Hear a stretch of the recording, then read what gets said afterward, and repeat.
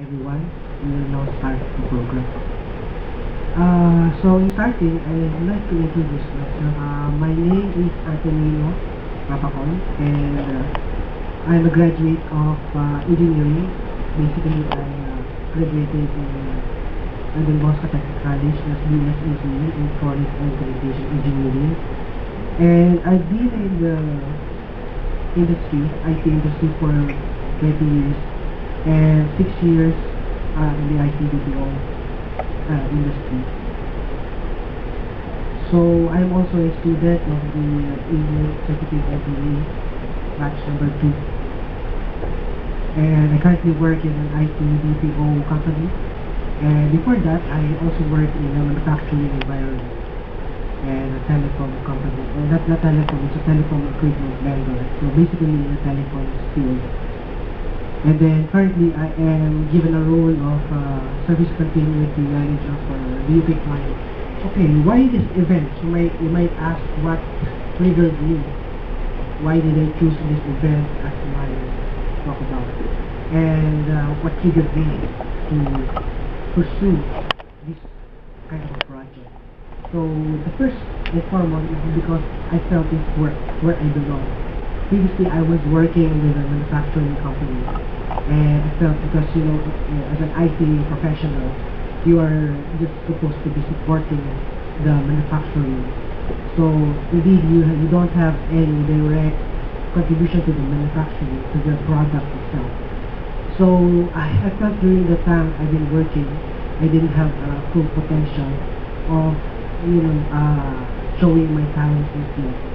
And then, thank God, I was hired by a company, an IT-BPO company starting in the Philippines, and they hired me as one of the developers. I started as a developer, and then I went up my way to become a manager of the company. And I would say this is where I belong because, being an IT professional, I felt that not only I am a direct contributor to the product, but I am the product itself.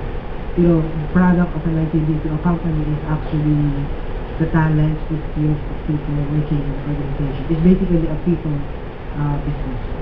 And then I see that there is great potential. I gotta look at, of course, we are serving most of our international customers from Europe and from America. But if you kind of take a look at it, there's also potential within Asia Pacific. And even here in the Philippines, there is also a great potential. Although I think we're not yet exploring that much. And so this is one of the objectives to help realize how we can try to harness this industry so that it can also serve our regional and local market. So I noticed also that so many people are not aware about what the IT-BPO is doing and how its service is provided. Basically, for example, businessmen, entrepreneurs, normally they don't kind of risk their money in IT-BPO, but I hope this will help somehow understand what it is all about. And so there is a vision out there.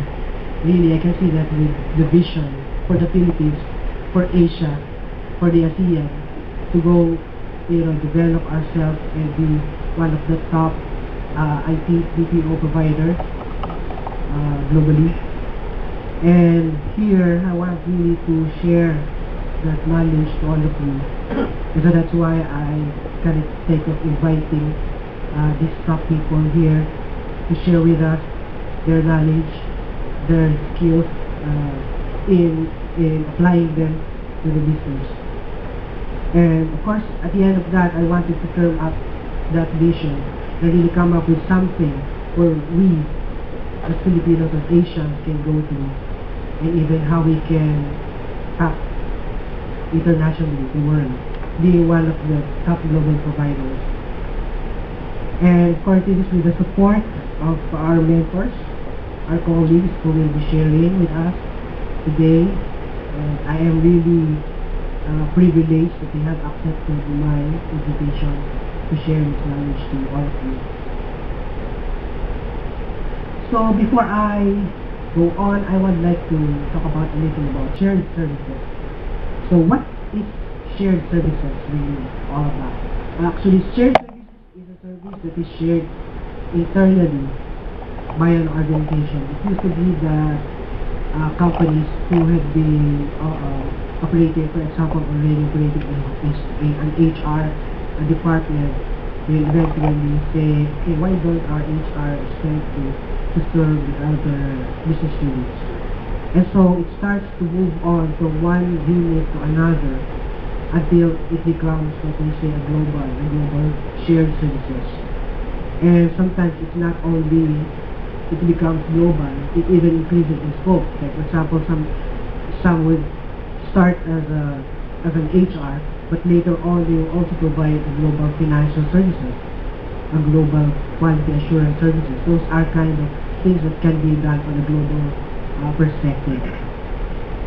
And this is where a resource can be shared by all, the whole organization.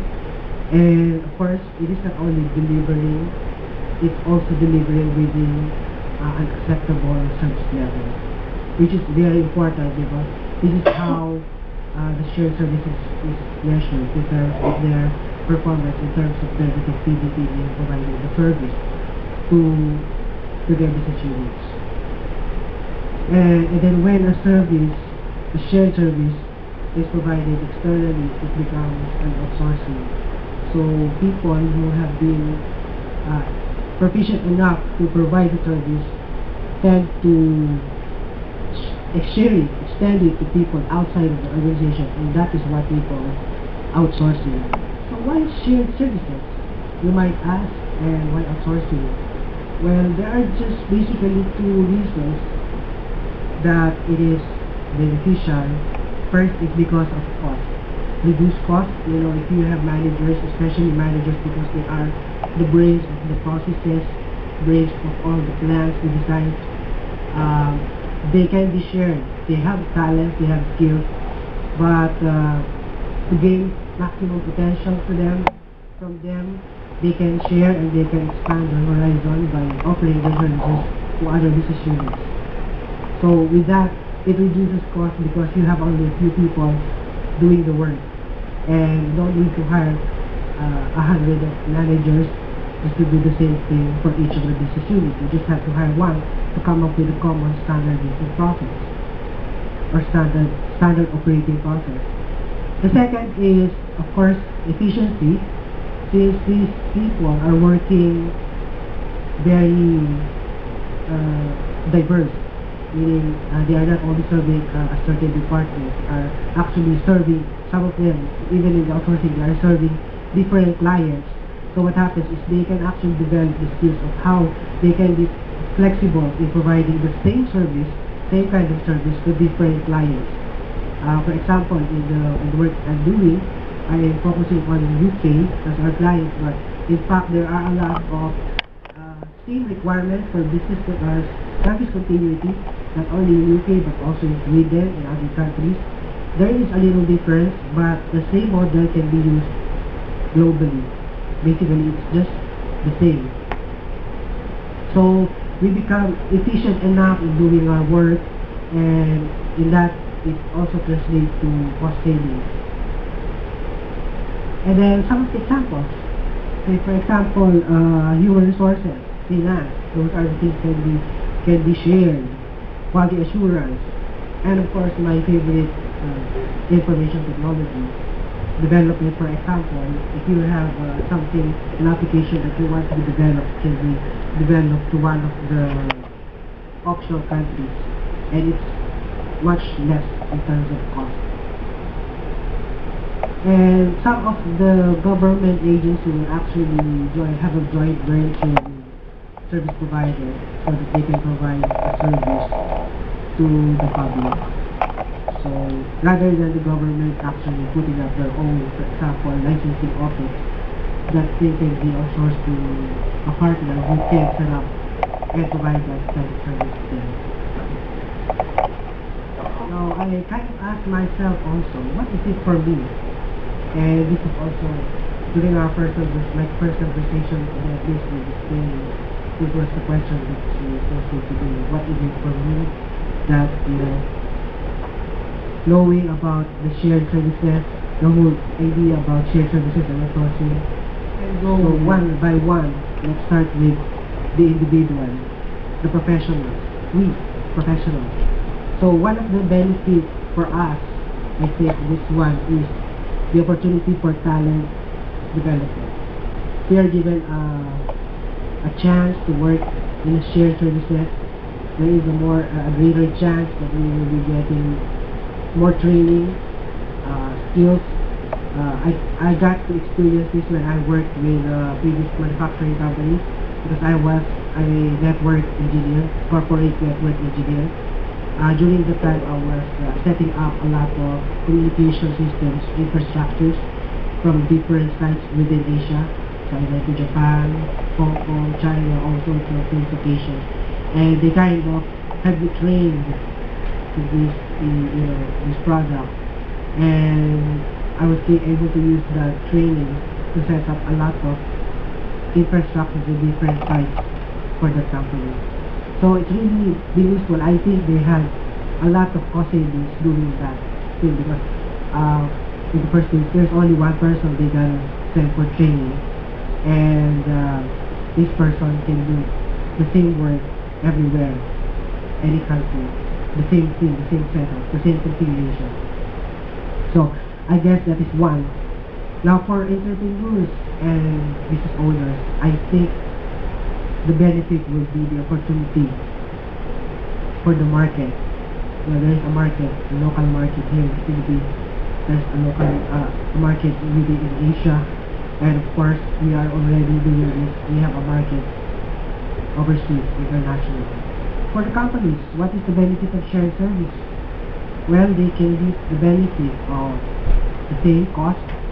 They set up their own shared services for a particular function. They save, and of course they build up efficiency in terms of implementing those services. And of course for consumers, what I can say is this is just a wake-up call for us to know that it is coming. It is really coming. The future will be more of a kind of shared services. There is actually an ongoing debate on this. Not every shared service is really beneficial. But I still think as long as we implement it properly, as long as we consider the proper way of implementing a shared service, it doesn't hurt.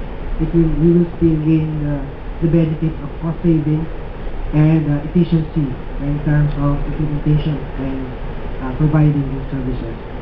And before we continue on, and that's the end of my introduction about this. We will have an open forum later, so if you have questions, please reserve them and you can ask them later. So that's it. Thank you for listening to my short introduction. We will now proceed with my first guest speaker, and I will introduce her to you first. Let me introduce to you Ms. Penny Bongato. She has more than 25 years of work experience, 15 years of which has been focused on human resource management as talent development director at IT-BPM. She manages all talent-related initiatives for the Roadmap 2016, including implementing the current portfolio of initiatives, working with stakeholders to refresh the portfolio, anchoring the talent working group, and launching and monitoring the talent partnership program. So let me give a short introduction about IT-BPM.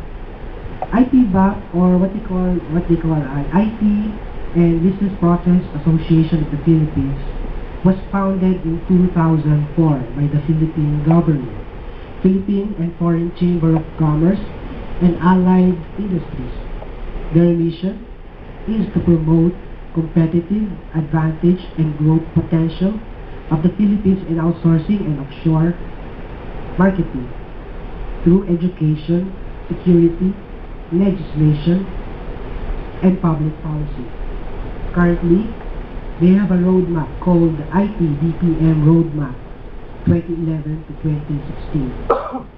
So without further delay, let us all welcome Ms. Penny Boncato.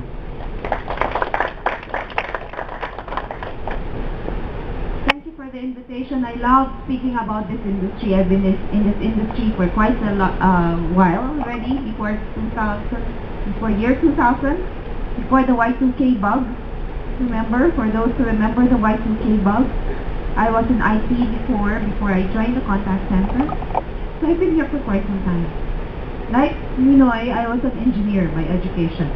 So somewhere along my career, I moved to HR until I finally decided to join the association because it pays forward, pay back. Now it's time to help the industry. So some of you may know Convergence, right? So if any of you are my friends in Facebook, you may have seen my Throwback Thursday photo of my Convergence Philippines ID, and it says 000001.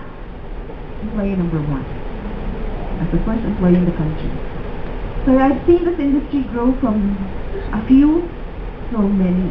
But before I show you my presentation, the state of the IT-BPM industry in the country, let me tell you a story. I just came from vacation, a 3-week, a needed 3-week vacation, how this industry is for those who are in the industry.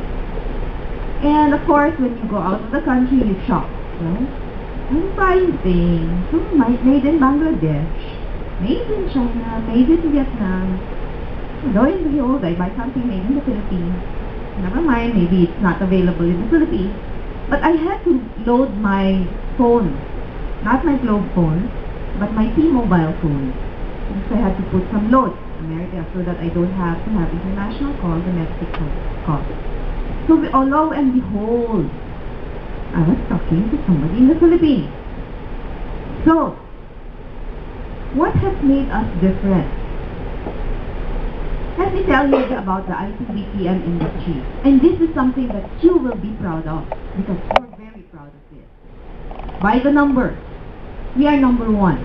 We are number 1 in terms of the outsourcing voice destination. We are the number 1 in terms of contact centers. I always say this, as a Filipino, I am proud because we're number 1 in something good, and number 1 in terms of voice. And I was in India 2 years ago, and in India, I'm attending a forum there. The CEO of a global Indian company said, clients are willing to pay 20% more for a Filipino agent. We are willing to pay that because of the kind of service we provide. The different kind of service culture or the service orientation, the way we treat our customers is different. And perhaps that is what has made the Philippine OFW known in the world. So we're number 1 in terms of voice.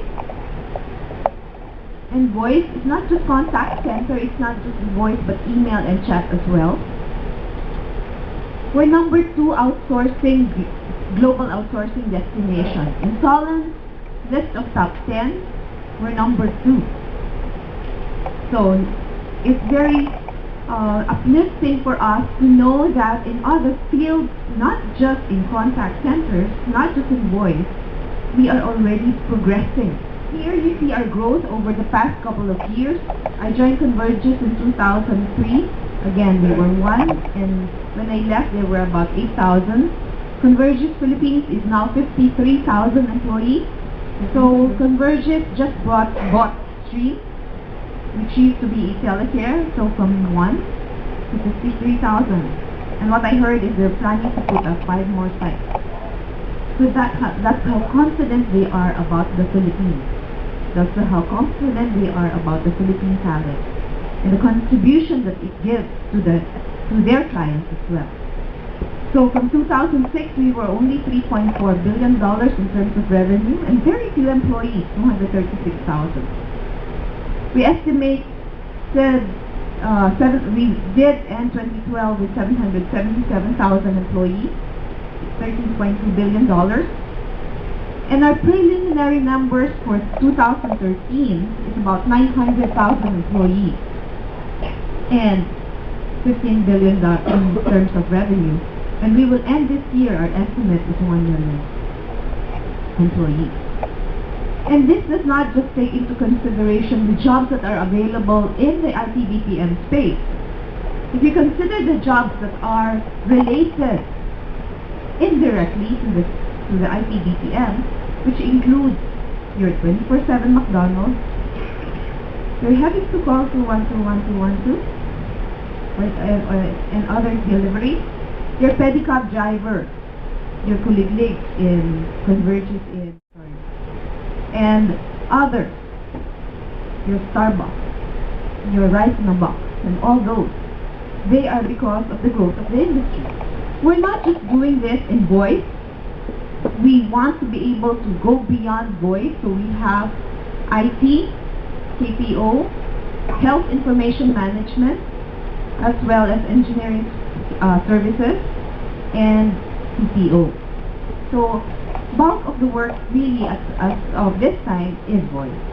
Our target, our roadmap, and if you hear our president, the Pinoy, he has quoted our numbers many times in the State of the Nation address, in the past couple of State of the Nation address. He would quote BPAP's numbers, the industry numbers of, by 2016, before he ends his term, we would reach 25 billion in terms of revenue and 1.3 million direct employment.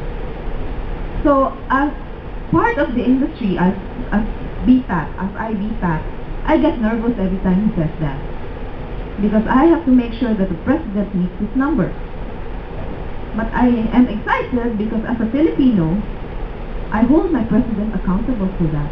Therefore, I need to do my part, and that's why I'm here, to tell you about the needs of this industry, and to encourage you to consider joining this industry. So why the Philippines? Why the Philippines? Why are we number one in terms of voice? Why did we join this BPM? Don't call it BPM already, Business Process Management. So why is the Philippines the top offshore BPM destination? One, scalable educated talent pool. We're the third largest English-speaking country, the 12th most populous country. We have a lot of Filipinos, as you know. Our RH bill even is controversial. And we have a lot of graduates year on year. I just came from CHED this morning. I was in CHED yesterday and in CHED today. We even have a course in college for the IT-BPM industry, a specialization track for BA and IT. So you may have BSBA major in marketing management with specialization in service management. And that has been done by the industry with the academe as approved by CHED. As you can see, our 2010 numbers in terms of graduation, 481,000 graduates. The mix has changed over the last couple of years because of the moratorium in healthcare. But we do produce a lot of business, accounting, and related fields. And that's why finance and accounting, shared services is growing.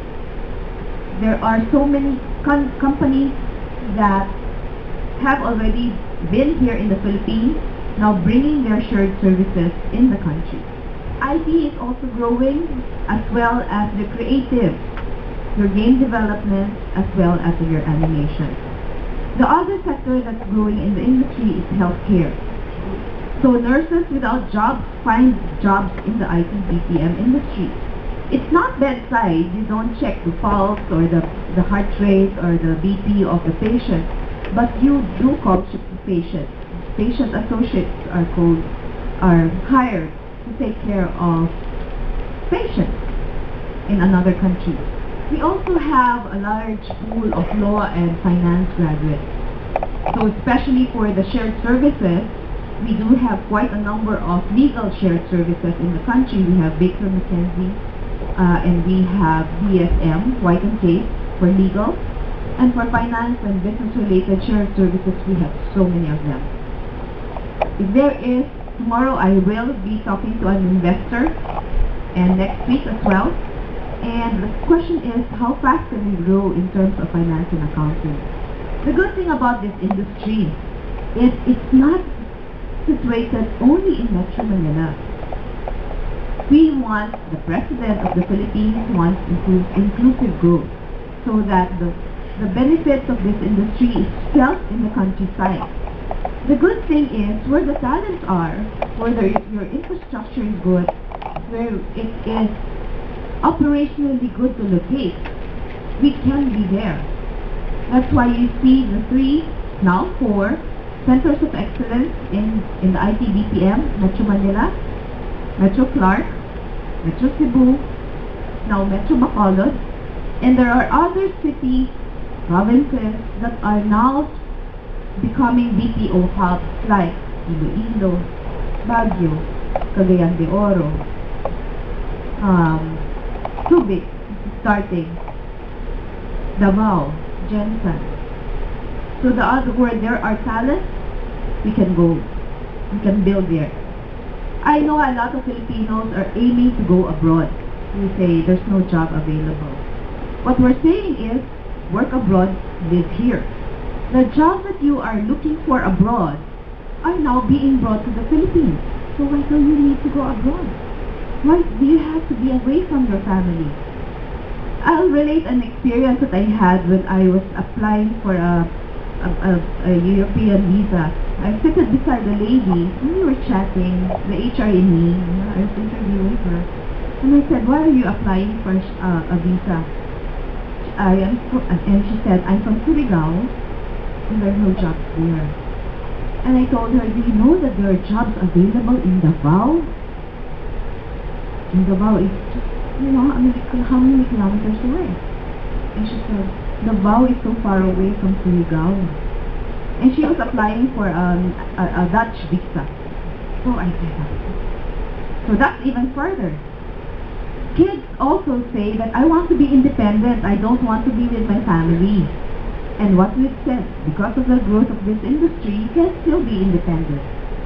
If you live in Alabang and you work in Eastwood, rent a condo with your friends. If you live in the province, want to work in Metro Manila, or if you're in Metro Manila, want to work in Baguio, you're free to do so. The opportunities of where you want to work is available because of this industry. Okay. Delhi is still cheaper than the Philippines, but we still get the share of services, particularly in voice because of the kind of service that we provide. Non-voice, we're not the cheapest, especially with the weakening of the rupee. But we get the share of we get a lot of clients here. And for some of you, I know I have a colleague here, former colleague here, we used to service this account until this account decided to set up their own. I remember when I was in Convergys, we had the Chase account. And somewhere along the line, I realized that the head of the Chase account was asking me about HR policies and the like. And I say, why are they asking me? This one sounds fishy. Only to find out, now we know, JP Morgan Chase has more than 14,000 employees. They set up their own non-voice and voice, only for their JP Morgan clients. And IT services. IT services, we know we cannot outdo India because of just the mere number that they have in terms and their expertise in IT, but we're beginning. As I mentioned, I was in Ched this morning and I had we showed Chairman Likwanan, one of our startup IT-BPO, and they were doing mobile applications for teachers, attendance roll call, online, app. I teach in college. I said, I need that. Can you share that with me? And there is also ICPA. It's a reviewer for CPA board exam, an app, and it's free. So even our entrepreneurs can start doing business, even our students can start doing business. So who developed Flappy Birds again? And it was a hobby. Now, how much does he earn? Excellent infrastructure. Again, in Metro Manila, we do have certain hubs already, and it is not just in Makati. We now have Makati, Eastwood, Glorieta, McKinley Hill, Ortigas, Bonifacio Global City, and even in Alabang. I remember the first time when I was in Convergys, we went to Commonwealth. And I said, where are we setting up? Here, beside the church? There's no business in this area. You do the same, we did the same in Cubao, remember? There was no business in Cubao, there was no business in Alabang. Now go to Northgate. Now go to Cubao. How many BPOs are there, BPMs are there? They started setting up because most of the people live in Quezon City. A lot of the people live in Alabang. So where the talents are, you can set up. Cebu has about over 85,000 IT-BPM employees. The second site always happens to be Cebu because aside from the good infrastructure, nice place to spend the weekend.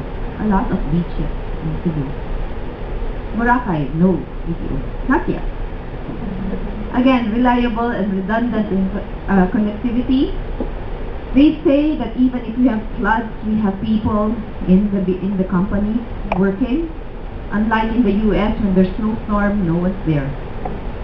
Right? So here, we do have employees who will accept to come to the office, even if it's flooding already. And very strong government support and public-private partnership. Again, the tax holidays that we offer to the investors, the income tax holiday, exemptions from duties and taxes, this attracts the investors to set up in the country. We have proven track record. We don't do just voice, as I mentioned. We do IT application, business process services, engineering services. I also know that we do architectural services. We do IT design in the Philippines. So anything, in fact, that you can outsource, offshore, share, services. So everything now is connected because of technology. We don't have to be physically present to do the work. Our roadmap is to move from just voice to KPO, knowledge process outsourcing, knowledge process services, and we're beginning to do that with the presence of a lot of other companies like Thomson Reuters, Financial Times, New York Stock Exchange, Euronext. These companies are in the Philippines. And the shared services of Johnson & Johnson, Coca-Cola, Shell, Chevron, they're all in the Philippines. This is the evolution of the IT-BPM industry, the pioneers. SPI, still here in the country, growing as well, local Filipino companies. Then we have the multinational shared services, the Citibank, the PNG, the Flor Daniel Engineering, Chevron. Then came the era of the contact centers, the 2000s. Then we have now the Indian providers, instead of losing their clients, they started to put up the business here. So Infosys, Wipro, HCL, TCS, I shouldn't forget, Tata Consulting, they're here, Genpact. And now the large and multinational captives, HSBC, Dell, JP Morgan, Deutsche Bank, they're all here. Wells Fargo, here in the Philippines. So BPAP was created in 2004. BPAP is the equivalent of NASSCOM. So if you know NASSCOM in India, we are the counterpart in the Philippines. These are some of the verticals that we support and some of the top Fortune 1000 companies that are in the country. This needs updating because there are a lot more. For those who watch cartoons, do you know One Piece? Yes? Or your kids may know One Piece. There's a Japanese anime. They're all done in the Philippines by Toei Animation. Some of the Sailor Moon and Dragon Ball Z, that one I'm sure you know, some of them are made in the Philippines. So these are the top in-house centers. Again, captive, shared services. These are the top third-party outsourcers. We have Convergys as number one, most number of employees, Accenture, and the rest. Some of our clients, like as I mentioned, JP Morgan Chase used to be an account that's offshored or outsourced. Now they decided to put their own. The same is true with Telstra, with the others as well. So they decided to put up their own captive. Now, what about the local?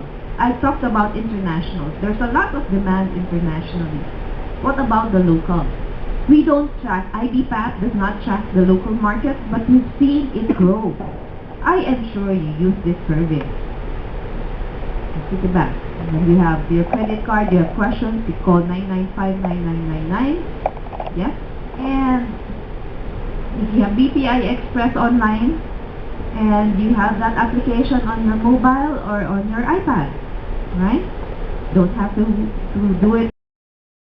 Of course, we call Globe to find out if you are prepaid, how much balance we have, or just checking the balance. And for many of us, you don't want to go out, you call McDonald's so that we can get your service, your food, with 40 peso service delivery charge. But if you want a variety, this is what you call. Okay? But it's not only us, and it's not only food. There are other services as well. You want your birth certificate, your marriage contract, you call this hotline, you chat with them, government, outsource to teleserve. So they already outsource.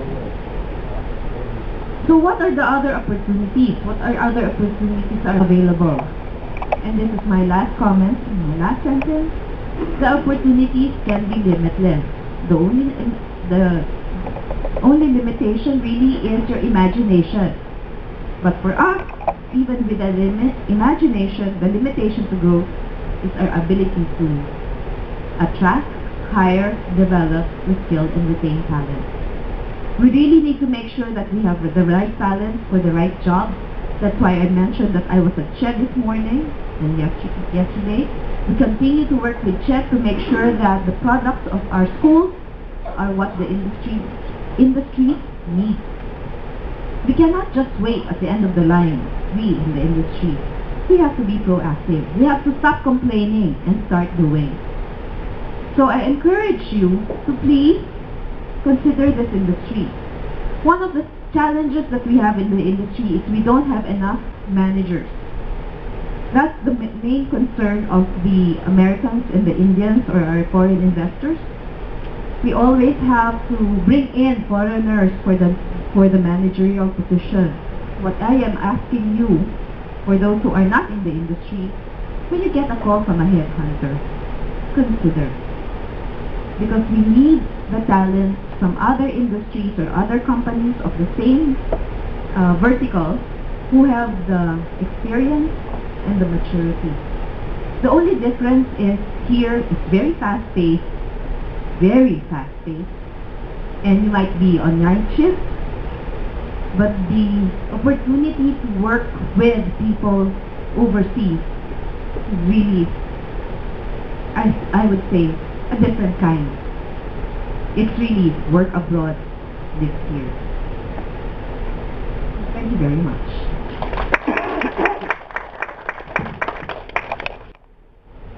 Thank you for that, Ms. Penny. Alright, so we'll now move on to our next guest speaker. So let me introduce our next guest speaker is Mr. Tibor Nagy. He is the head of HR, Shared Services, Management and Member Services under the Global HR Shared Services. He has a total of 23 years of work experience and 19 years of which has been on finance and general management. Then, he went into outsourcing, offshoring work, and for the past 3 years, he has been focused on the HR shared services.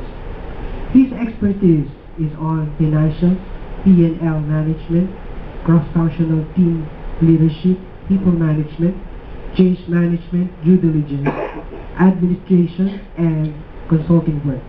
On the light side, he likes to play golf, skiing, and staying with the family. He currently works here in the Philippines, but born in the country of Belgium from Hungarian parents. He speaks 5 languages fluently. So now, let me call on our next guest speaker. Let us all welcome Mr. Tibor Nagy.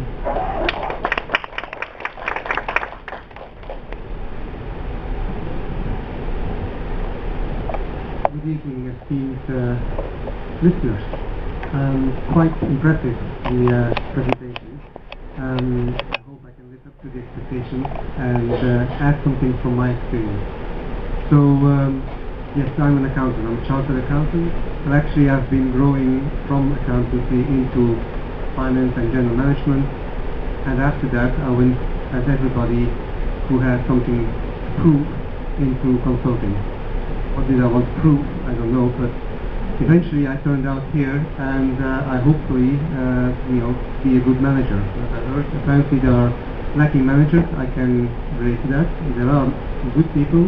Management skills potentially are something that is missing, but we'll have to work on that. The headquarters is in Canada, in Montreal, predominantly French-speaking.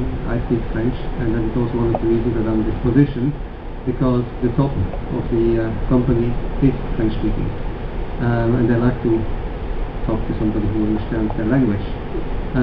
So for all that I have seen there, languages is one of the key for the next growth. Not only English, but there has to be development in French, in the Nordic languages, because you have big oil companies in Norway, you have big IT companies in Sweden. You have Nokia, who has been recently acquired from Finland, but still it's a big player on the market. But Europe countries and companies are more and more looking into, okay, where can we go after we have gone through Eastern Europe? Where can we go after we have gone to India for IT, for finance? And I find it very appealing, that is, since I've been here the first time in October 2012, to come across a country which is in the Asia Pacific. So, everybody heard about Philippines? Yes, we did hear about it, but English, really, very, very impressive quality. The fact that this is not a, I don't want to sound condescending, but it's not a Muslim country, it is a Christian country. A lot of European countries, and they relate to that and say, hey, that's easy. We don't have to pay too much attention as to what we do, how we do it, what we say, what we don't say, not to tread on the feet of the population, of the employees, because that is something that you have to keep in mind. If you want to be a good leader, if you want to be a good manager, then you have to have the people management skills. Makes it just easier if you don't have to think about that. So, the first consideration is why would we continue with the Manila shared services? And after a thorough examination, I said, yes, it's a cost factor. We have seen that. Yes, it's a human factor. English as a language, a big pool of professionals that can work, and they're working already in the BPM business. And thirdly, also, Asia and South America, but mostly Asia, is where the company wants to develop. Vision is be close to your client. That's how he built up his idea of being with shared services, close to the client. Client proximity is very much part of his thinking, of the DNA of. And so that's why I said, well, we want to develop in Asia, so we want to go to Manila, because we're going to be much more reactive. We will be in the same time zone, only 1 or 2 hours different, versus 12 hours difference with Canada. Working night shift is something that, yes, in the BPM business, you don't typically come to it one way or the other. The Canadian company said, we don't want to have people working in Mexico, because that was another option, servicing clients in Australia, or in India, or for that matter even in the States, because we can do it in the Manila region, where we have already systems, where we have already this infrastructure, and it works apparently. So that, they came back from that consideration and said, okay, well, let's have a two-tier approach. Let's have the majority of our services delivered in Canada and in the States, and then we'll see what we can use Manila for. Another half year down the road, and I said, yeah, we go to Manila. The main center because of all the advantages that I have enumerated, and we'll keep small centers in those two major countries. Major for them because it's the birthplace, Canada, and the States, where they have a huge federal government that, it's the marketing perhaps, but they've been in the news because their system, their software that they have built for Obamacare didn't work. Did work, but did not accommodate, how would I say, the huge success that the rollout proved to be. More people than were anticipated wanted to sign up, and basically the system crashed. So, we concluded with that, lessons learned. Send in their top CIO, send in the CEO, they convinced Obama, and they have now the contract back. Very strong in believing that people do manage systems and not vice versa. We can have all the nice infrastructure, we can all have the nice software and connectivity, and we have to have the people. Philippines, what I have learned over the last year or so that I have been working first remotely from Europe and then since I was here, is that I don't know whether it's the kindness or whether it's the family bonding transpires into the work. People do, what you also mentioned, want to make the extra effort coming to work when they're struggling. It is true that in Europe, if they're struggling, if it's too hot, like 1 degree, then there's a law, it's 22 degrees, I'm not going to work because it's going to be not beneficial for my health. Here, people, they go the extra mile. It's impressive. Okay? When I've seen that I'm coming in, I have the luxury of driving, being driven in the car, and then there were other ones who had to walk, and they still came in.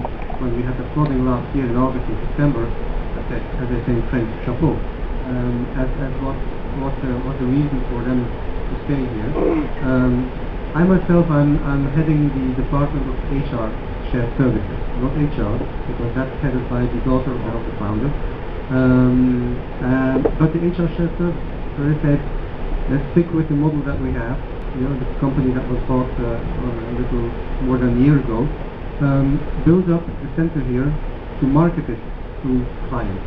Meaning, we have an HR shared service, we have financial support functions, we have the IT functions, we have the technical support functions, all in one place.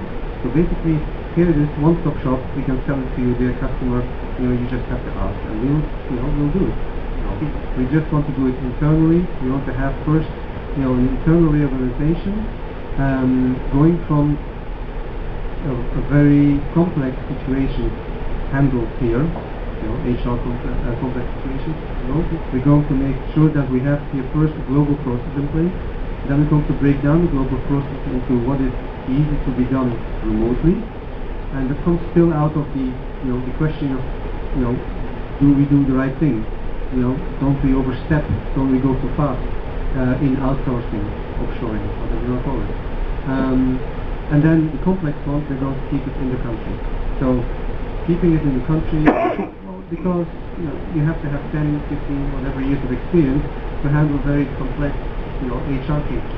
Locally, if you have a problem with an employee that has embezzled money, you will have to go to the local authority, you will have to go to the local police.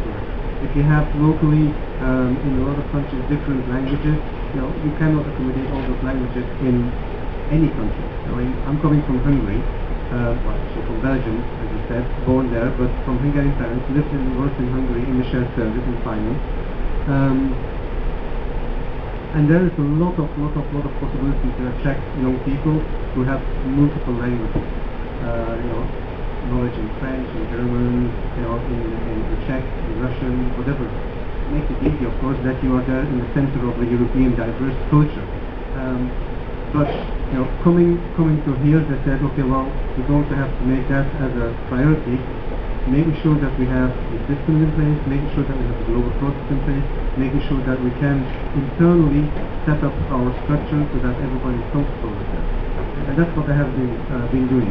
So currently we are on a roadmap where we're going to change from LPS, which is called Logical People System, which is Oracle-based, to go to PeopleSoft.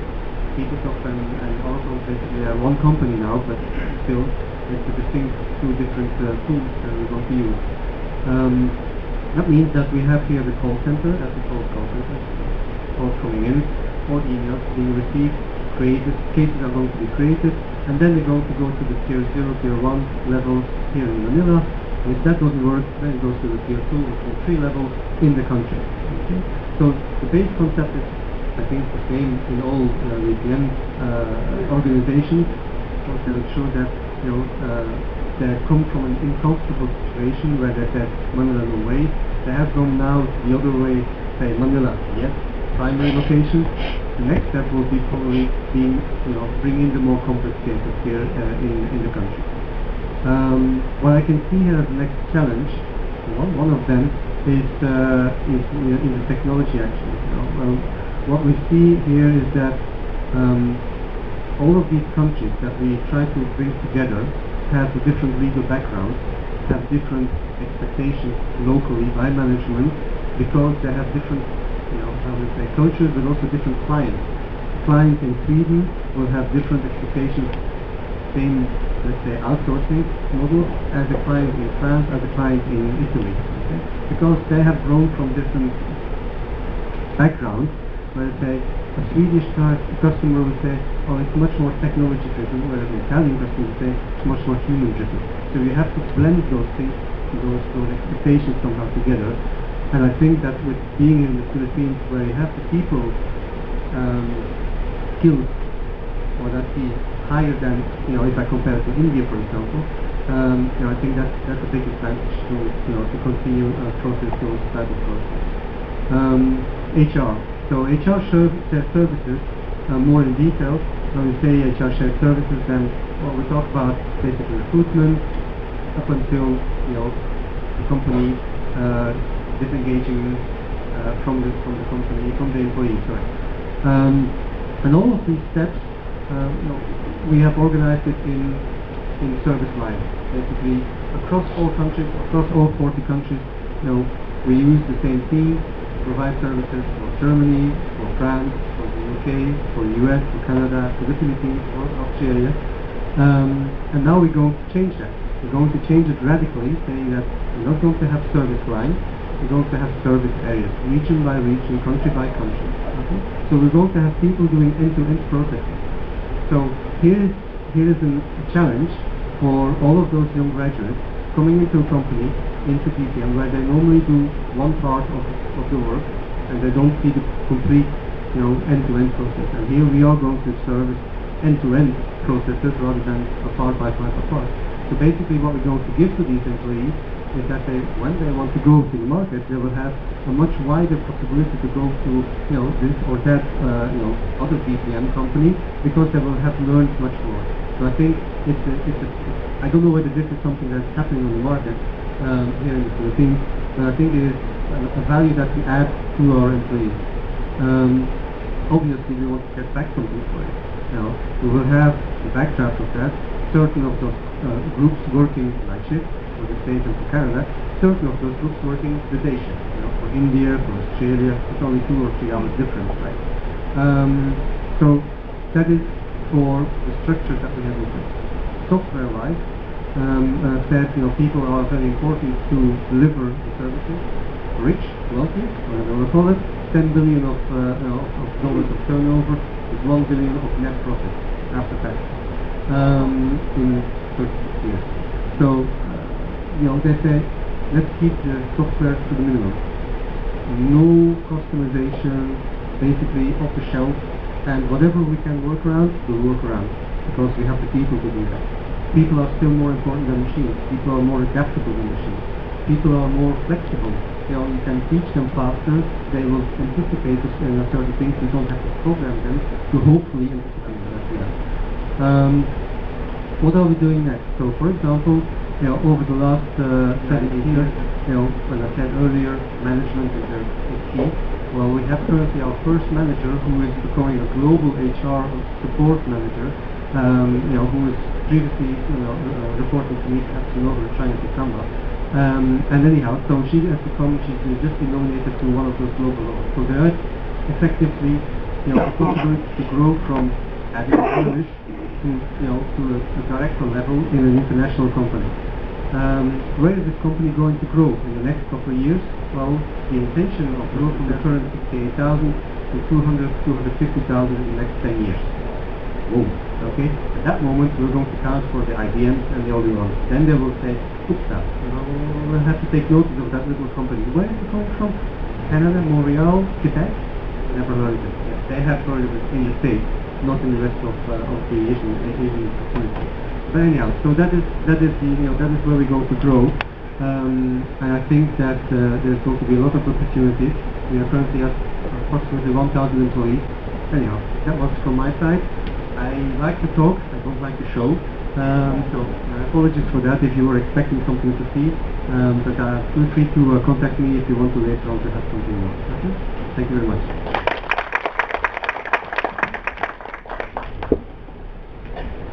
Thank you very much, Mr. Tibor. Maggie. Okay, our next guest speaker is Mr. Marco Katigbak. He is an entrepreneur currently managing partner at Philip & Sons Barbershop located in Salcedo Village, Makati. Prior to this, he worked at Globe Telecom as senior account manager, and prior to that, he is assistant trade manager in the shipping industry in Montreal, Canada. He is co-founder of the quick delivery service, the 2anyone.com, known as the 2121 quick delivery service. So before I call him, I would like to introduce first the company. The company opened on November 28, 2009. It was a combination of Marco's experience in logistics and his cousin's Gene customer service skills. They set up a call center in logistics for riders and dispatchers, and marketing of selling for selling restaurants. In addition, they set up payment system to accommodate customers paying using their credit cards. They partnered with at least 50 restaurants in 269 locations. The service is to deliver food from your favorite restaurants to your home or office. It used to be a restaurant that they have to set up your own delivery service, but some of them still do. But nowadays, they just need to partner with a quick delivery service company like theirs. Customers can avail of the quick delivery service in 3 ways. First, they can call the phone 2121212 and place the order, or they can send a text message and they will be called back by the agent to take their orders. And third, they can go to the website and order it online. So they just have to select the food they need, and the call center agent will call back and confirm the order. Okay, so that's the company. So now without further ado, let me call on my colleague in the evening, Executive MBA, an executive, an entrepreneur, a business manager, Mr. Marco Katigbak.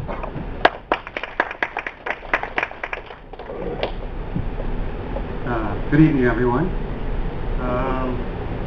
Thank you, Ninoy, for inviting me to speak tonight. I guess before I speak about quick delivery, I just want to kind of think about what the actual value of this shared service is for BPO or the Philippines. Now, in what I'm doing, I'm here to represent quick delivery as a founder. But I've actually been away from the company for a while. However, in the last 5 years since I've been back in the Philippines, there's something I've noticed, and it's very exciting for the Philippines. And I think it all started with the BPO industry in the Philippines.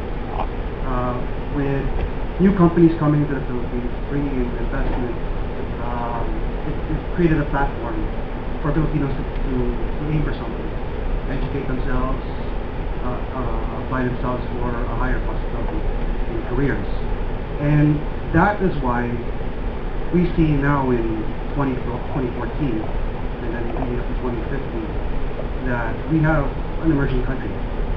We have an emerging economy, and that's enabling people like me who want to set up businesses to have a market, to have a people to support the business. So quick delivery, actually, I never intended to go into BPO. It kind of just happened. my background is supply chain and logistics, and my cousin's his background is BPO, starting with medical transcription. So through medical transcription, you gain that experience in setting up multiple offices across Metro Manila and even in the Philippines. He called me over because he needed help with the logistics side of it. So I moved back in '09, and after a few months, we set up here in Makati, food delivery, managed by Everything Express, and now it's 2014. It's called 2anyone.com. We started with 8 restaurants and 3 agents, 4 riders, very small.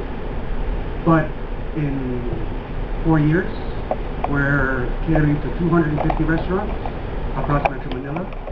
We have an office in Cebu, so we also do delivery in Cebu. 500 locations between Metro Manila and Cebu. And we don't just do food anymore. We do groceries, flowers, medicine. So well, it was a need that we filled. Something about convenience. Maybe people not wanting to leave the home, facing Manila traffic. So there. That's basically how we got into. That's how I got into quick delivery. Now, quick delivery represents the voice segment of the BPO industry, because we were primarily a incoming order taking and logistics provider. But we did, however, if you think about the back end of it, we provided an IT infrastructure for restaurants. The advantage or the value for these restaurants is that they no longer have to spend the capital requirements to set up. We provided them scale, we provided them IT support, we provided them an order processing facility which they can actually plug into their website. So through their own website they can take orders. We powered websites like Munch Punch. So some of the Munch Punch restaurants you can click on, and then some of them you can order online.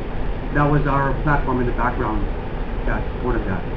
And on our end, we did order processing, communication with the branch nearest to your home, and dispatch riders. So this basically was the foundation of quick delivery. But the potential has gone even further over the last couple of years, especially. We started looking at how we can work with corporations. So with corporations, one of our biggest partners right now is actually Accenture. With Accenture, for example, and this is more of a pilot program than it is anything. We hope that it will be scalable to other companies. We have become a procurement service. So it's not just food anymore. Well, it started as food for the internal offices. An admin assistant who has set up a meeting, send out an email to the participants or the attendees of the meeting, saying that the agenda is going to be on this day. We're going to prepare lunch. In that email, there's a link that they click on. In that link, it has the menu of the restaurant that they can choose. In your own desk, you make your order, and then once it's clicked done, it goes back to the admin assistant. Once all of the participants have made their order, it then goes out to the restaurant, so it becomes a group ordering system. That's how we started our partnership with companies, but then Accenture saw a little bit of an advantage or a possibility. They came to us and they asked us if we can do office supplies, as well as other procurement services. So this is kind of how a small company that started off as multi-restaurant food delivery business started evolving through time to more of a outsourced shared service for corporations. And we're going to see this. Well, these are some of the pilot programs which we are working on over the last few years. So we're very optimistic that within time more companies will accept that as a possibility to cut their costs. My story is short because my experience is only 5 years in the making in the Philippines. You know, quick delivery is only 5 years old. We started in 2009. Now it's 2014, but we're hoping for a lot of investors have come in and asked for expansion. So we're hoping for a longer future with us. If you've tried it and then it's coming late, my apologies. Yeah. It's not just us. There's a whole system of supply that supports the delivery system. It's the restaurant as well. Thank you very much for listening to my own story.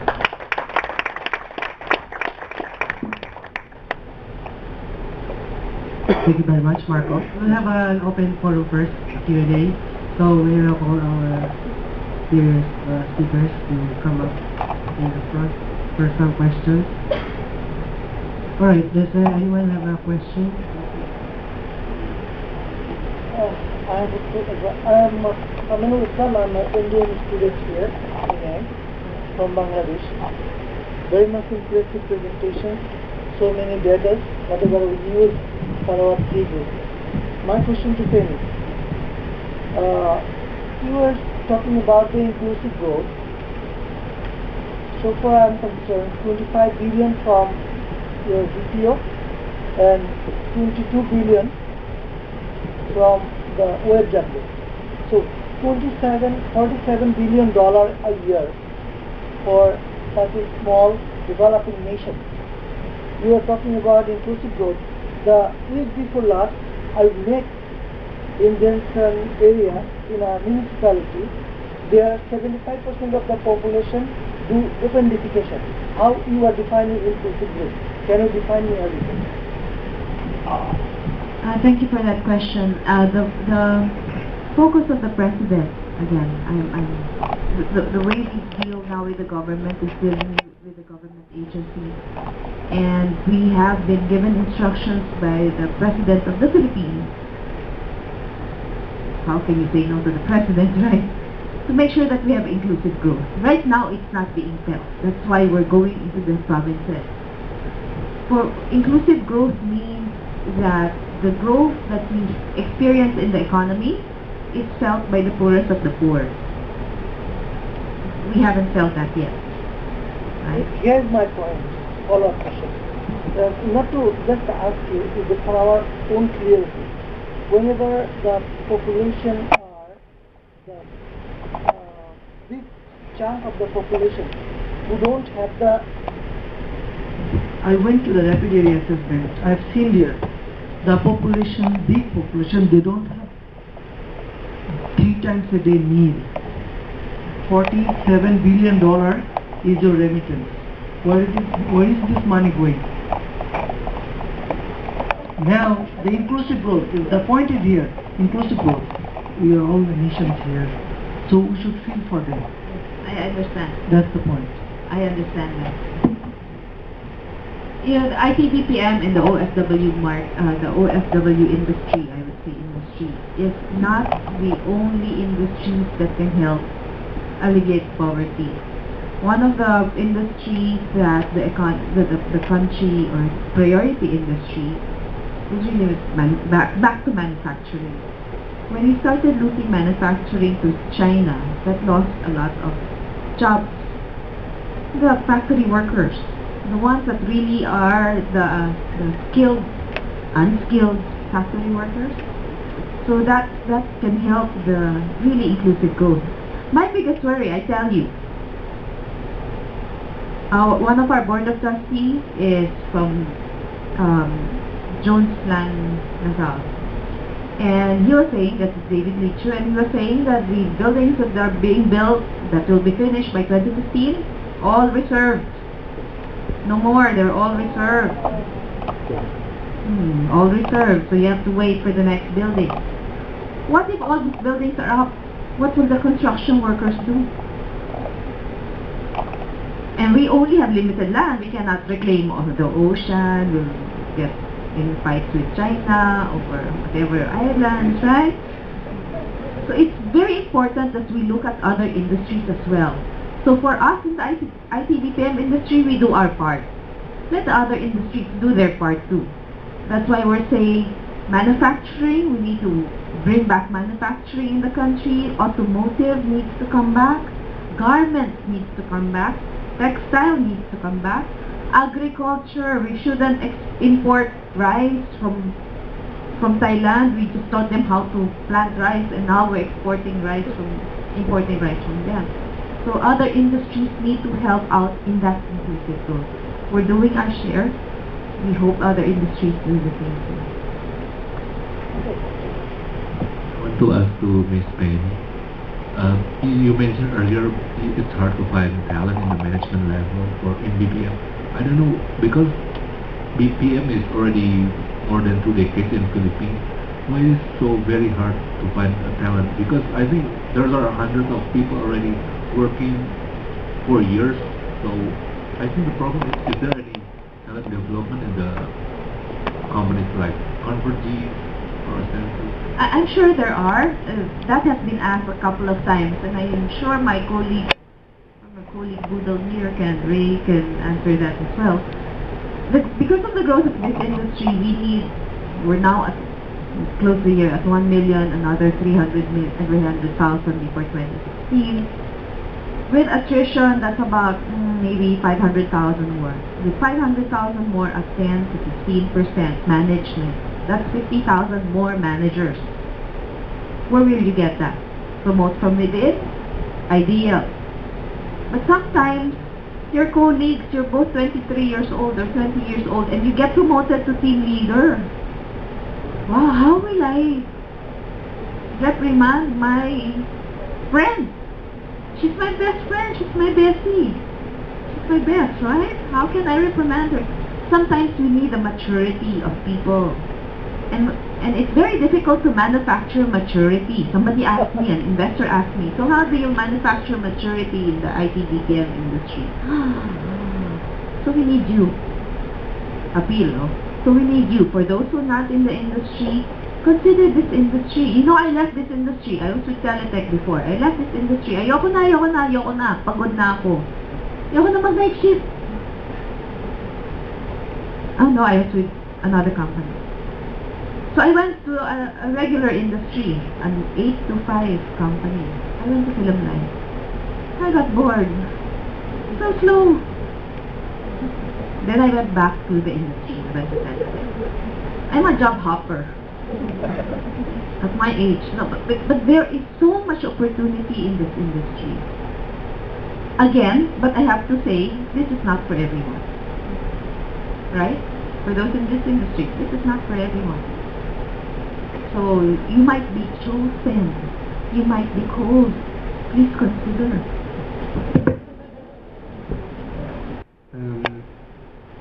Job hopping. I heard that. I'm a job hopper as well. And it is a possibility. If you stay within one company, then mostly you will just get stuck into one system, into one way of working. And if you take the opportunity, if you take the plunge and go from one company and dare to go out to something else, and even dare to move away from your original education.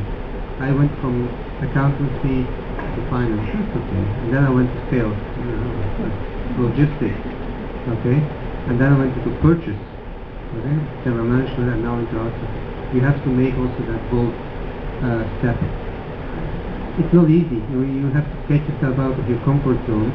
And in some countries, it's part of your DNA to do that.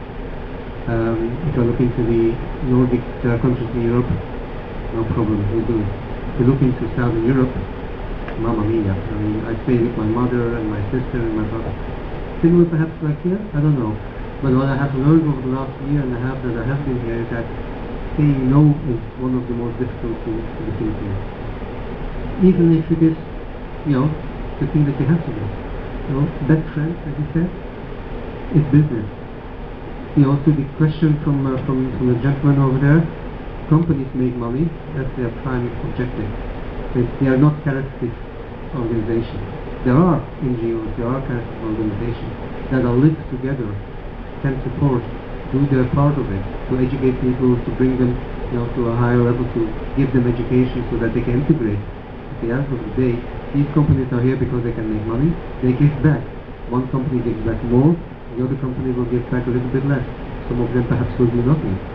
But as was mentioned, it's a joint effort if we want to alleviate the poverty, definitely. And I think more and more of those wealthy companies and the owners of those are looking into how can I contribute to that. Now you can see, for example, the likes of Bill Gates and so on. They're not going to give their 70 billion to their kids. They say 100 million each and that's it. And the rest all goes into caritative organizations. They have set that up since about 15 years. The likes from the head of Oracle does the same thing. The investor behind Hathaway, he has touched half of his 50 billion. Okay? So the things are changing. Things are coming to good end, I think, if we work constructively towards it. And to your question with regard to management, it is part of the huge development, and management is sometimes not following. Teaching people to manage other people is difficult. Sometimes you have it in yourself, it makes it easier. You cannot force somebody to become a manager because somebody says, I'm okay, I would like to be a specialist and that's it. I don't want to take the responsibility to say no to somebody. Hi, this is from Inspire. 2015, they say marks the implementation of the ASEAN Economic Community. How do you think this will affect the IT-BPO industry, or the BPO industry as a whole, perhaps? Very tricky question. We have 3 days? No, we're discussing that, because that opens the opportunity for Filipinos to work in our other ASEAN countries. I know that the likes of Vietnam and Bangladesh and other countries are wanting their own space in the IT-BPM. What we're saying is that the global market of the offshoring and outsourcing business is trillions of dollars. We only get 10% of the share. So there's opportunity for a lot of countries. So there's still a lot. We may lose some people, but we will continue to grow. So in terms of the ASEAN integration, we're discussing it, we're reviewing it. In fact, we might have a forum before the end of the year for our IBPAP members, HR, to talk about ASEAN integration. The 21212, the 2NE1, I'm sure many of your customers are coming from our industry. I was talking to Rice in a Box owner, and his business grew, his franchises, the number of franchisees he has grew because of the BPO industry. So if you want to have a business, you don't want to join our industry, think of what the industry needs. Be as creative as you can be. I have a condo, it's up for rent. Where will I advertise it? I went to my friend in Makati City. Can you advertise my condo in your bulletin board just in case somebody wants to rent it? So you can, what if I talk to all the vacant condo owners and I say, I will advertise your condos to the BPOs here in the vicinity, and if for 50 pesos a month, and if somebody rents it out, I'll get a share on the first month's commission, on the first month's rent. That's an opportunity, right? So you really just have to be as creative because the business is growing. Good evening. I'm from the government, and initially I'm thinking of learning something like a framework or a model that IT-BPM is using that can be applicable to the government. But I think the discussion focused more of the business industry. Now, my question is, you have mentioned that you have public-private partnership with the government agencies. Now, what are the possible opportunities for the private-public partnership that IT-BPM offers, particularly in the government, specifically in the law enforcement, if there is possibility?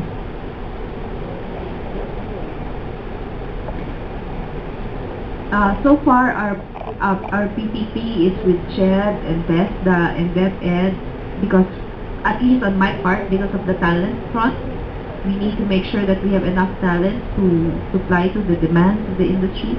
We do have 500,000 graduates, but many of them are not qualified, so we said we need to make sure before they graduate they qualify. Now, in the law enforcement, I'm not so sure. We work with the local government for safety and security.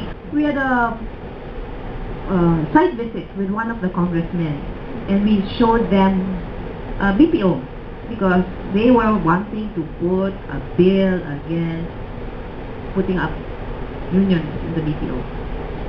And we said, you don't need to do that. We'll show you a BPO and we'll explain to you what the BPO is, a contact center is. So we showed them night shift. So we brought them to a BPO. We gave them an open forum with agents. So the congressman said, so what about security? Security. So the agent said, you know, it's kind of, we're worried about going home at night because, you know, it's not, the streets are not well lit.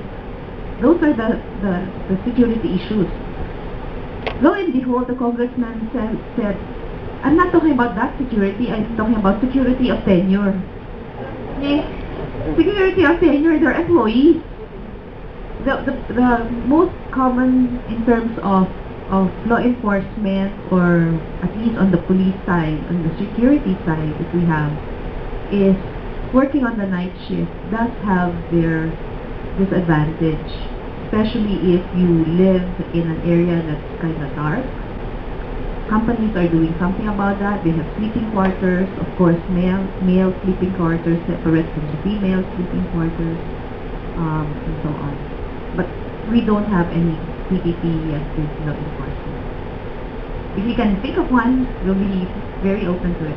We in the National Competitiveness Council, because I'm also a member of the NCP, we've been talking about e-gov. Because e-government. Because you'll be surprised. Our government officials have emails that are yahoo.com, right?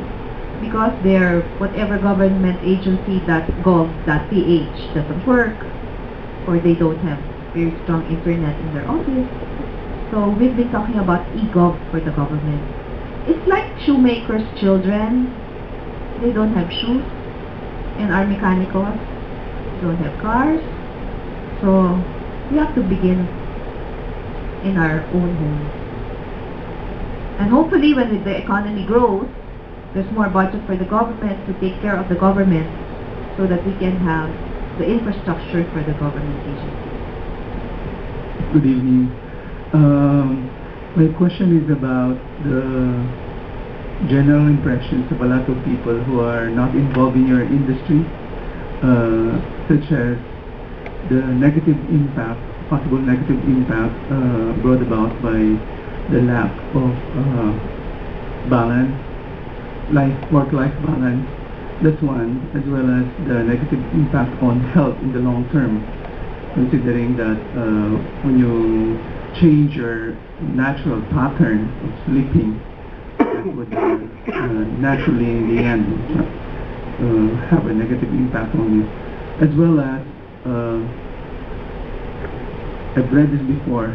There's a claim that even values now are now being degraded in terms of what's happening in the BPO offices. How would you comment on those? Okay, I'll take it first and then night shift, yes, and the impact on the life and the health. I will not deny that it is taking a toll. I will not deny that it is not the normal. The normal would be that we wake up when light comes and we go to bed when darkness comes. Who does that here? I don't think that anybody goes to sleep at 6:30, right? So people have changed. The human nature is changing. We are catching up with it because we have changed it too drastically, too fast. But we're catching up with it. So we are changing our, how would I say, how we live in the day to day, from what was used to be in the last 10,000 years, 100,000 years, to something that is driven by the technology. Well, we have artificial light, so just switch it on. We don't stay up for another 2 or 3 hours. It's not good, but we do it. The BPO business is similar to that. Yeah, you're right that night shift is not ideal, far from it.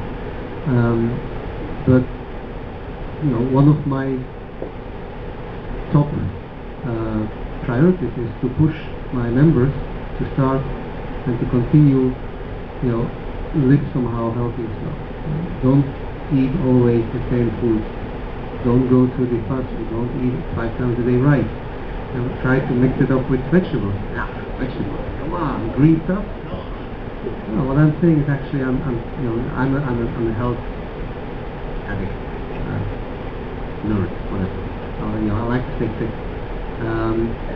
So I say, you know, look into which one of the vegetables is that you are really fond of. That can be tomato, that can be green vegetable, that can be, you know, whatever it is.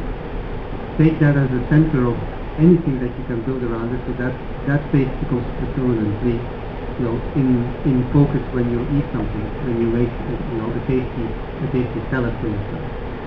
You know, it doesn't take much more time to do that than to go, you know, to the McDonald's and order your cheeseburger or whatever it is every day almost. Sleeping habits. You know, it's not a kind work to your health, because you are torn away from the normal habit and you start sleeping at 3 o'clock in the morning till 10 o'clock in the morning, and you miss out of a lot of things.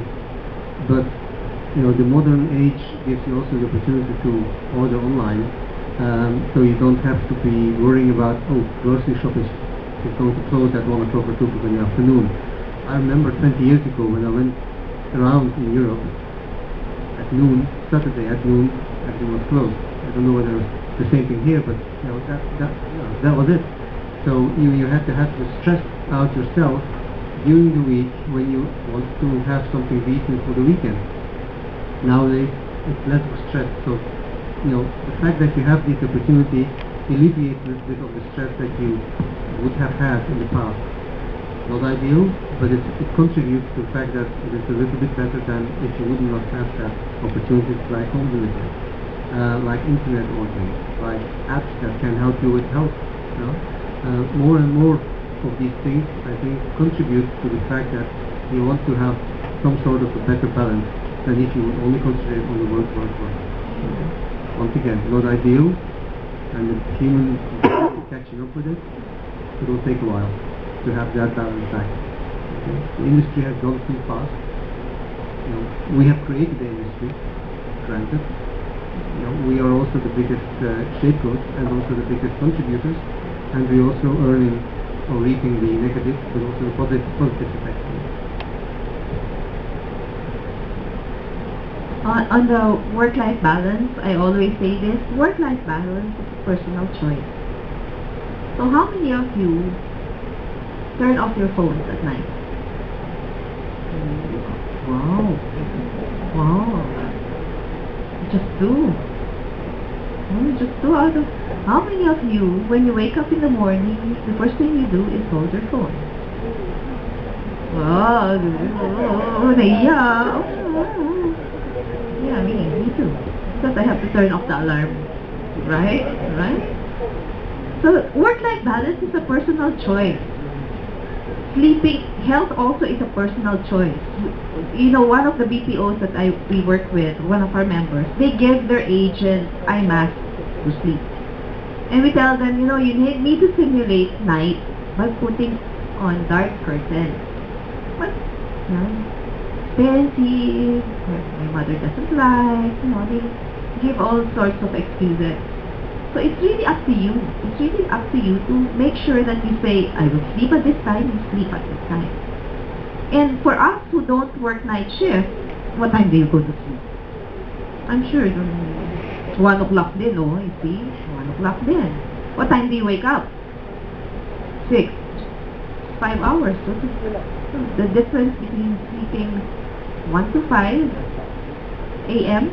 and 1 to 5 p.m. Simulating the day so that you can generate the melatonin that you need, because as long as you simulate night, it gets developed. Now on the value side, the youth of today is different. I think it just so happens to be stressed in our industry because you see a lot of young people. I hope no one gets offended. Females, males, wanna be females, wanna be males, right? And we honor them. You know, the only problem is which CR they go to, which restroom they go to. But they can cross-dress, don't mind. The clients don't mind. That's why they like this industry. So in terms of values, the youth, I believe, are the same in any industry. We just have to have strong foundation.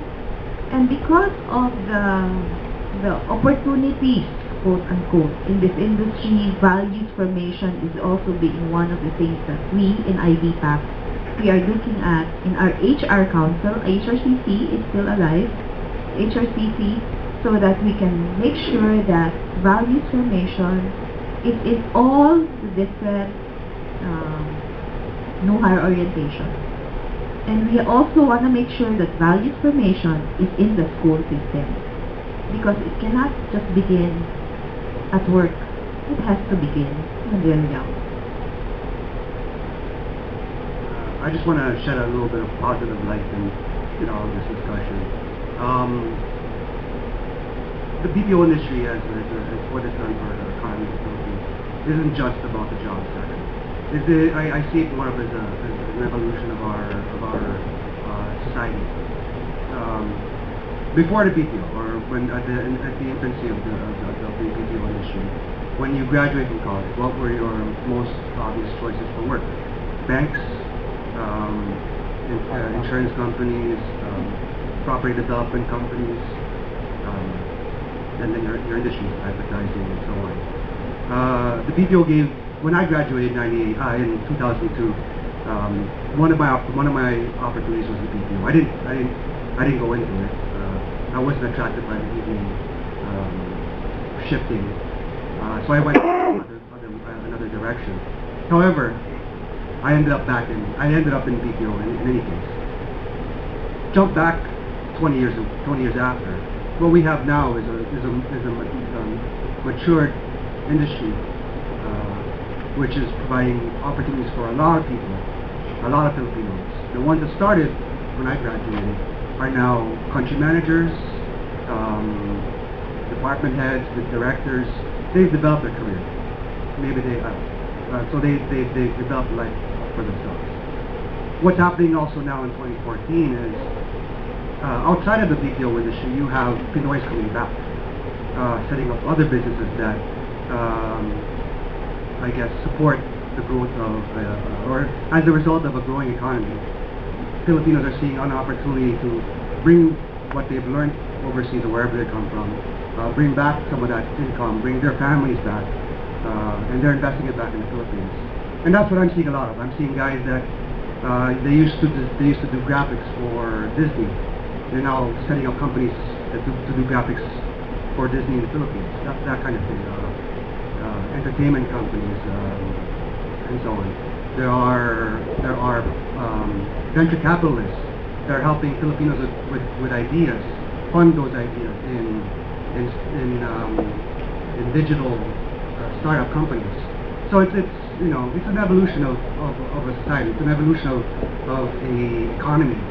It just so happened that, well, I see it as the BPO industry kickstarting a big portion of that.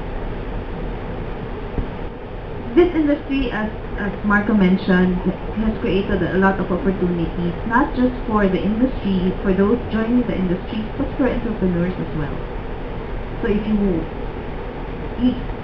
You just have to think differently. We in HR, we in PSPD, we say, remember to this, do not think out of the box. We always say, think out of the box, outside the box. What we've said now is, no, throw the box away. Don't be limited by the box. Throw the box away.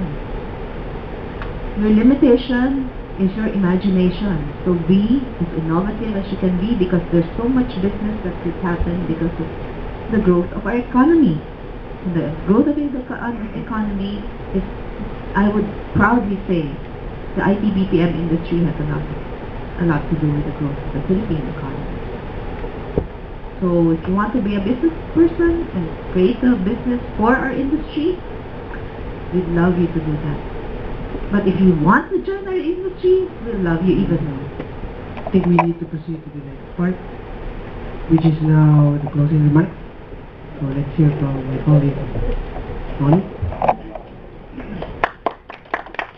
Good evening. When Ninoy crafted this program, he was requested that this got to be presented, the closing remarks need to be presented by an IIM student, so I'm a student, so that one's the way. I think we're so lucky to have this subject tonight about shared services. So practically, this is an opportunity for us to learn about, understanding the difference between outsourcing, offshoring, and shared services, and the difference, and unlocking the value of shared services plus improving productivity. This coming August, there will be a big 5th annual Shared Services Conference happening here in Manila. This is a very big event. This is 3 days, August 18, 19, and 20. If your company can afford you to attend, it's in US dollars. A workshop would cost you $500 US. The entire 3 days is more than $2,000 US. But I would imagine it's all worth it. So tonight is just a glimpse of what you could possibly see. If you're really into shared services, there's a big event happening. You're finalizing the plan, but shared services for sure is a big industry on its own. So something to watch out. And I think this is the next big wave as far as BPM is concerned. Thank you. Thank you, Robert. Alright, I want to present the certificate of appreciation to Ms. Kelly Mogato for her invaluable contribution sharing her leadership, wisdom, and inspiration as guest speaker at the forum, The Value of Shared Services Provided by the IT-BPO Industry, given this 20th day of May 2014 at the GDLC Case Room, ground floor, AIM Makati City. Signed, Professor Maurino P. Volante.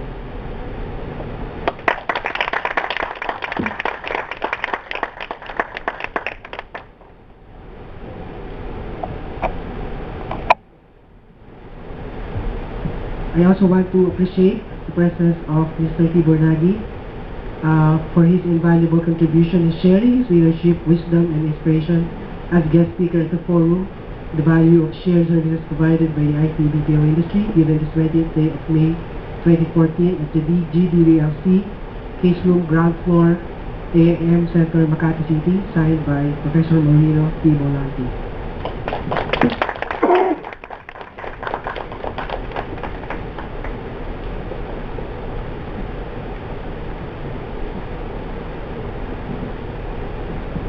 And for my third guest speaker, Mr. Marco Katibak, this is to present you the certificate of appreciation for your invaluable contribution in sharing your leadership, wisdom, and inspiration as a guest speaker at the forum, Value of Shared Services Provided by the IT-BPO Industry, given this 20th day of May 2014 at GDLC Case Room, ground floor, AM Center, Makati, signed by Professor Maurino P. Volante.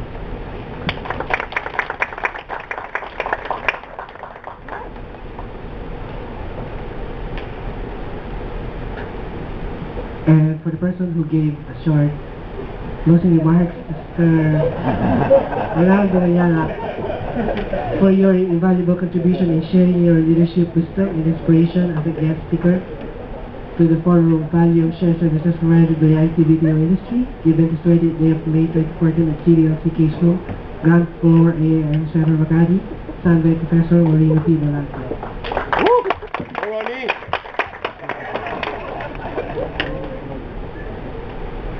Excuse me. We have our, I think, fifth International Outsourcing Summit. This is every year. We have about 500 delegates from all over the world. For those who are interested in really seeing the growth of the industry in the world, with delegates from many parts of the country, of the world, please join us. It's on October 17, 18, 19, somewhere those dates, and it's going to be here in Makati. International Outsourcing Summit, or we might rename it because there's a negative connotation to outsourcing, right? So it's going to be International Something Summit. So please join us. It's also in US dollars. Thank you. Alright, before I forget, there is a box at the lobby. If you have filled up your pickup forms, you can just drop in on that box. And we have some cocktails at the SUV just across the garden.